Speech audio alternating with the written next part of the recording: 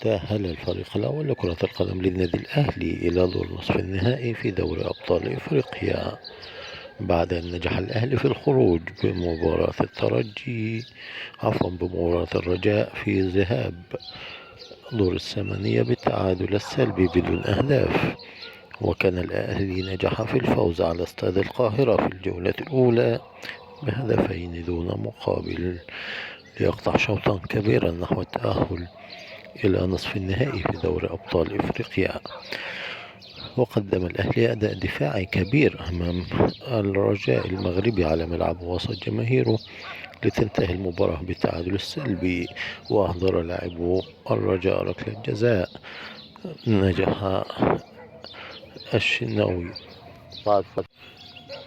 الشناوي في تضييق الخناق على لاعب الرجاء.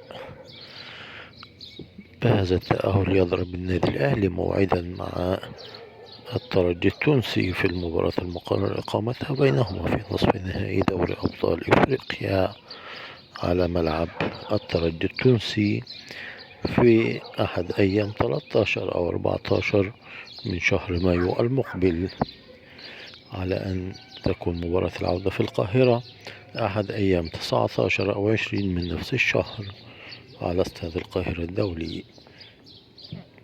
ويسعى الأهلي بقيادة مارسيل كولر إلى العودة للفوز بدوري أبطال إفريقيا في ظل تفوق الفريق الذي حقق رقم قياسي مميز والتأهل إلى نصف النهائي للمرة الرابعة على التوالي، ليضرب رقم مانويل جوزيه المدير الفني البرتغالي السابق للنادي الأهلي، والذي نجح في التأهل بالأهلي إلى نصف النهائي 4 مواسم على التوالي.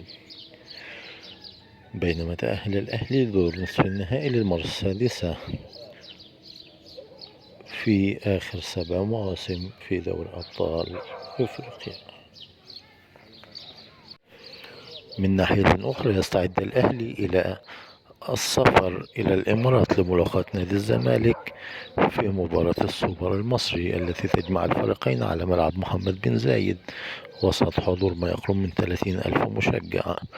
وتستضيف الإمارات مباراة السوبر بين قطبي الكرة المصرية الأهلي والزمالك والأهلي، حيث يعد الزمالك بطل الدوري الموسم الماضي والأهلي حامل لقب كأس مصر على حساب بيراميدز.